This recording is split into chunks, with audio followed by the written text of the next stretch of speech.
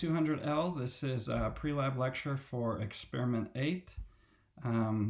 The experiments keep coming. I mentioned that this is a backloaded class, so there's one more experiment after this. Again, whether it's experiments, activities, please see me in office hours and we can talk about these things. So your pre-lab data observations due on Monday, May 18th, and then the big post-lab, so you still have that experiment 7 out there, that's due on the Wednesday. The post-lab for experiment 8 is due on the last day of the semester. The exam 3 is coming up, so if you take a look, this will cover activities 13 to 15. That'll cover the remaining activities. The experiments will cover 6 through 8, so that won't cover experiment 9 because you haven't done that one yet. So take a look at that. I do want to let you know that activity 15 will be posted ahead of time, so you don't have to do activity 15 and exam 3 on the same day. You can do it ahead of time, and you have that window for the exam to take that. The lab report exam will be on the very last day of the semester. So the lab report exam is an assessment on can you write a lab report. So you'll be given a prompt and you'll be given a certain amount of time to write a lab report based on what's provided. You won't have to watch any videos, you're not doing any experiments, anything like that. It's a written prompt and you write a lab report based on what's provided. So it's actually quite similar to what you've been doing since this has been online learning, but we're assessing can you write a lab report. There's a quiz associated with this experiment.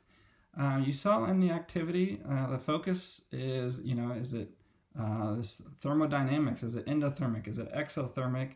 If you were on campus, you would really see this. Is heat coming off? Is heat being used? So that's unfortunate that you won't be able to see that or feel that or see that.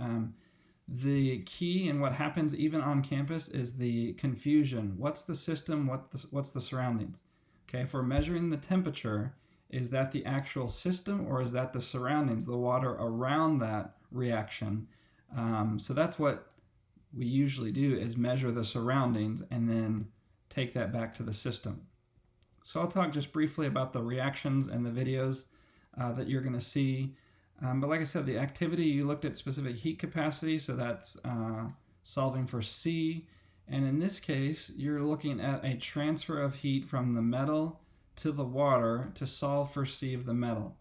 Okay, so if that's a Q equals minus Q, then that's an MC delta T equals a minus MC delta T problem.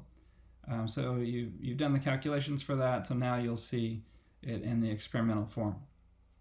So this is it, people. We're on the home stretch. So you can see experiment 8, activity 15, last activity, last exam over the experiments, exam 3, then the last experiment, last quiz, and then end June 1st on the lab report exam. So a couple things I just want to note is that these videos, again, that's the best we can do in terms of what do these reactions look like. So make observations based on these videos.